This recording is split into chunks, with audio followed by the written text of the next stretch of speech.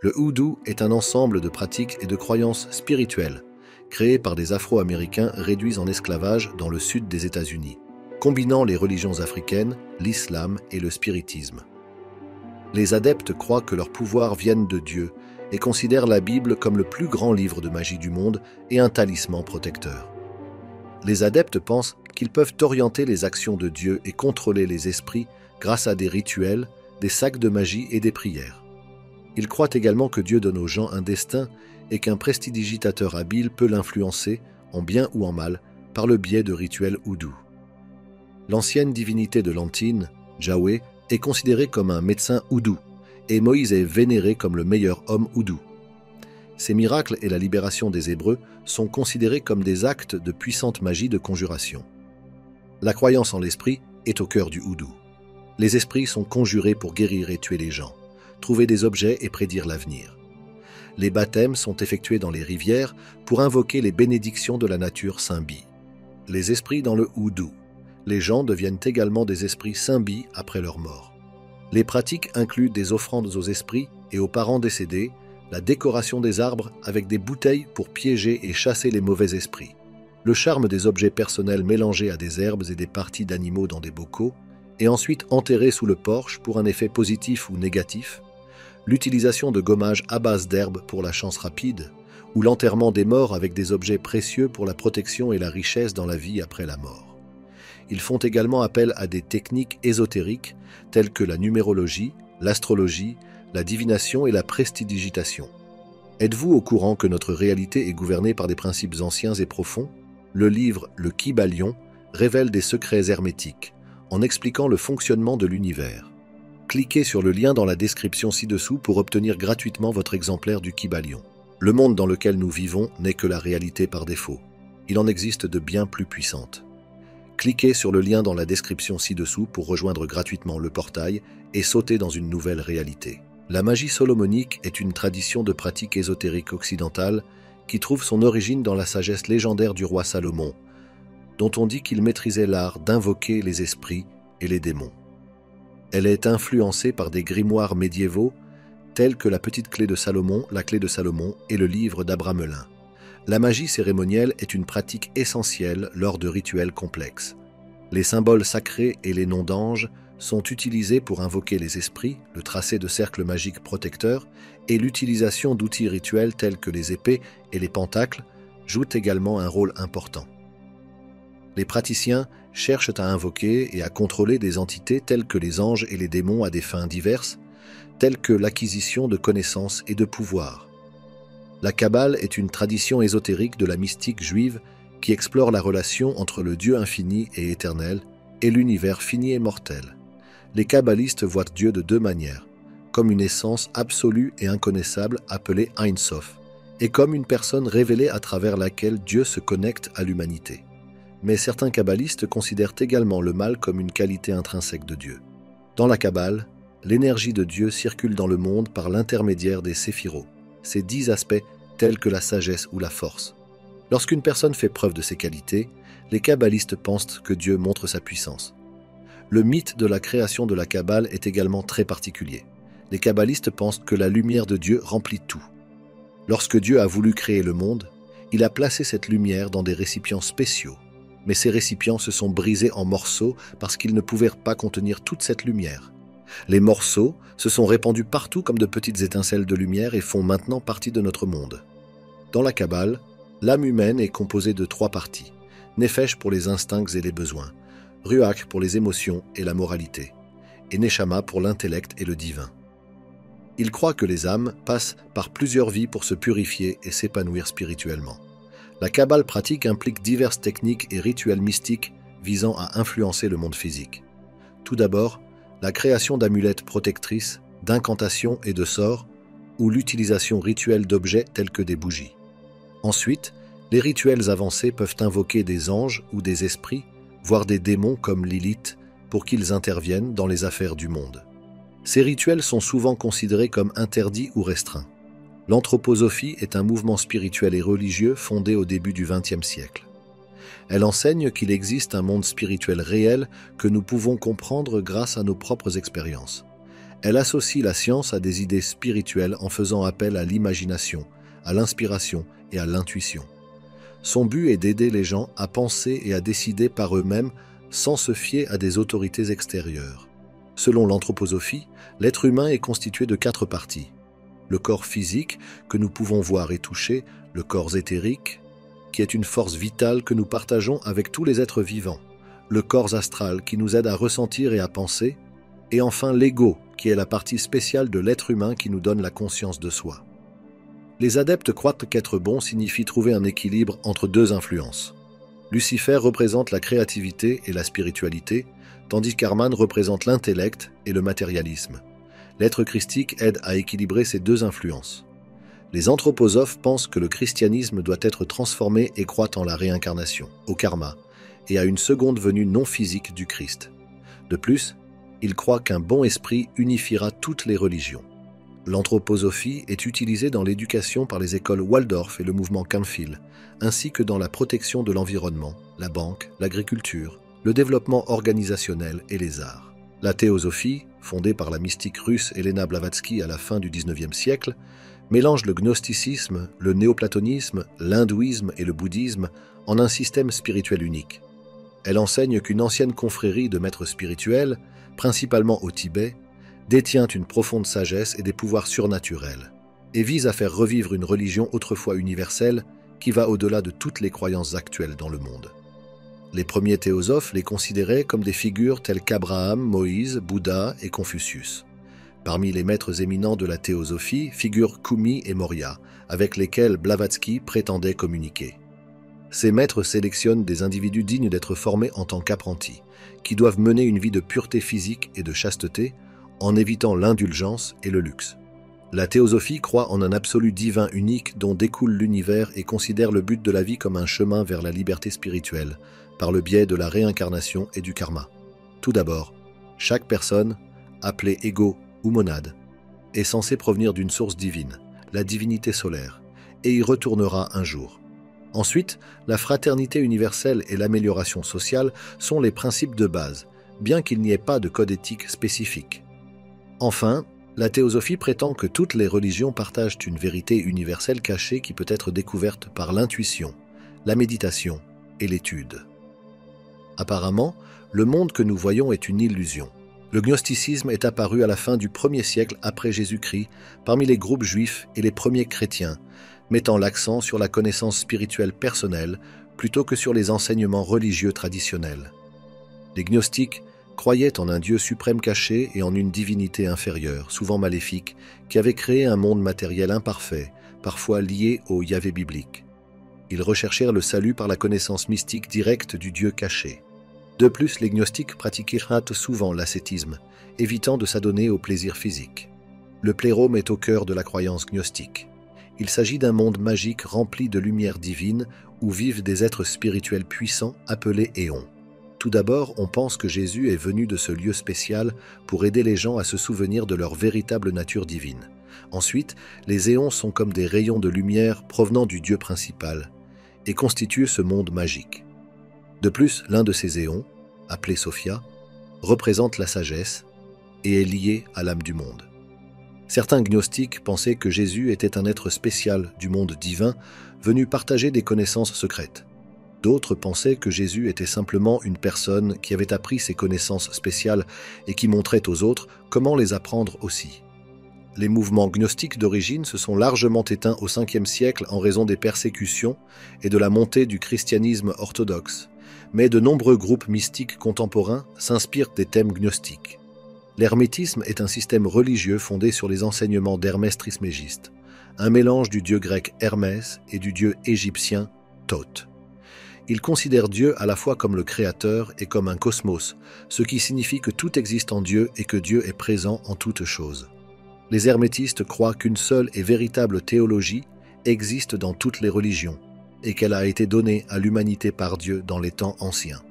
Ils affirment que ce qui se passe dans les cieux reflète ce qui se passe sur terre, établissant ainsi une unité entre le microcosme et le macrocosme.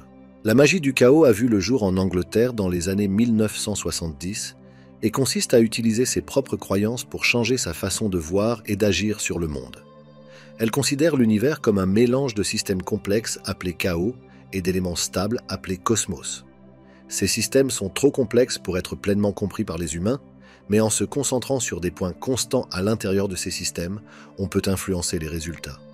Le monde dans lequel nous vivons n'est que la réalité par défaut. Il en existe de bien plus puissantes. Cliquez sur le lien dans la description ci-dessous pour rejoindre gratuitement le portail et sauter dans une nouvelle réalité. Tout d'abord, les croyances comme outils. Les magiciens du chaos considèrent les croyances comme des outils qu'ils peuvent utiliser pour faire bouger les choses. Elles sont puissantes et peuvent être modifiées pour obtenir des résultats différents. Ensuite, des symboles flexibles. Des choses comme l'astrologie et les symboles anciens ne sont que des outils pour aider, et non des choses qui sont littéralement vraies. De plus, pas de vérité fixe. La magie du chaos affirme qu'il n'y a pas de vérité absolue. Vous pouvez contourner les règles selon vos besoins. Enfin, se libérer. Les praticiens s'efforcent de se libérer des croyances rigides et des normes sociétales pour libérer leur potentiel magique. Les magiciens du chaos ont recours à la magie des sigils, à la méditation et à la visualisation pour concentrer leur esprit et leur énergie sur leurs objectifs. Le martinisme est une tradition ésotérique fondée en France au XVIIIe siècle. Elle enseigne que les gens ont besoin de se reconnecter à Dieu. Elle affirme qu'il y a longtemps, les humains étaient parfaitement divins, mais qu'ils se sont retrouvés coincés dans un monde matérialiste. En pratiquant la spiritualité et en se purifiant, ils peuvent retrouver leur état divin originel. Ces processus s'appellent la réintégration. Le martinisme comporte 3 branches actives. Tout d'abord, la branche des centres magiques. Elle pratique des rituels pour lutter contre les forces du mal. Les membres les plus compétents invoquent des êtres divins et pratiquent des exorcismes pour lutter contre les influences démoniaques et la magie noire. Ensuite, le rite écossais rectifié, un ordre maçonnique issu du rite de la stricte observance. Contrairement aux pratiques magiques de la première branche, celle-ci est plus philosophique et éthique. Enfin, le martinisme de Louis-Claude de Saint-Martin. Il se concentre sur la méditation et la transformation spirituelle intérieure. Le néoplatonisme est un système philosophique qui s'appuie sur les idées de Platon. Il se concentre sur une source unique et ultime de toute existence, appelée l'un ou le bien. Les néoplatoniciens voient l'un comme une grande lumière. De cette lumière jaillissent d'autres lumières, mais chaque nouvelle lumière est un peu moins brillante que la précédente. C'est ce qu'ils appellent l'émanation. Tout d'abord, la première lumière qui vient de l'un s'appelle l'Esprit divin. C'est la source de toutes les idées et de toutes les formes. Ensuite, l'âme est la lumière suivante qui provient de l'Esprit divin. Elle est responsable de la vie et du mouvement dans le monde. Les néoplatoniciens croient que tout dans l'univers découle de l'un, étape par étape. Plus on s'éloigne de l'un, plus les choses deviennent complexes et moins parfaites. Le but ultime est de revenir à l'un. De plus, les néoplatoniciens considèrent le mal comme l'absence de bien, de sorte que l'obscurité est simplement l'absence de lumière. Ils croient que les gens peuvent atteindre la perfection et le bonheur dans cette vie, et pas seulement dans l'au-delà. Ils pensent également que l'âme existe avant la naissance et qu'elle est immortelle. Le néoplatonisme a influencé de nombreuses traditions historiques telles que le gnosticisme, l'hermétisme et même les premières idées chrétiennes. La théologie, également connue sous le nom de magie divine, implique des rituels visant à invoquer ou à convoquer des divinités dans le but de s'unir au divin et de se perfectionner. Elle est considérée comme l'opposé de la Goa, une forme de sorcellerie. Dans le christianisme ésotérique, la théologie est considérée comme une pratique bénéfique pour apprendre les mystères de Dieu, accroître la nature spirituelle et atteindre une conscience supérieure. Des organisations comme l'Ordre hermétique de l'Aube dorée enseignent la théurgie pour aider les individus à s'élever spirituellement et à comprendre la véritable nature du moi, du divin et de l'univers. De plus, les rituels de purification théorique utilisent des symboles divins, des pierres et des plantes pour aider les gens à se connecter à leur divinité intérieure. Le rosicrucianisme est un mouvement mystique et ésotérique apparu au début du XVIIe siècle en Europe. Il combine des éléments de mysticisme, d'alchimie et de connaissances secrètes. Certains disent qu'il s'agit d'une confrérie mondiale qui croit en une ancienne sagesse secrète transmise à travers l'histoire. Le document le plus ancien à ces sujets, appelé le Conte de la confrérie, parle du fondateur présumé, Christian Roséno, qui serait né en 1378. Selon l'histoire, il aurait acquis une sagesse secrète lors de voyages au Moyen-Orient et l'aurait partagée avec ses disciples. À son retour en Allemagne, le rosicrucianisme met l'accent sur l'illumination spirituelle, la recherche de connaissances cachées. et la transformation du moi. Il intègre souvent le symbolisme alchimique et l'idée d'une quête mystique de la sagesse. Le mouvement a influencé d'autres traditions ésotériques comme la franc-maçonnerie et les pratiques occultes modernes. L'alchimie est une pratique ancienne qui mêle la philosophie et les débuts de la science. Les alchimistes croyaient aux dieux romains et à l'interconnexion de tous les êtres humains par l'intermédiaire de l'âme du monde. Les alchimistes cherchent à transformer les métaux communs en or, à créer un élixir d'immortalité et à trouver des remèdes à toutes les maladies. Au cœur de l'alchimie se trouve la pierre philosophale, une substance mythique censée permettre de réaliser toutes ces choses.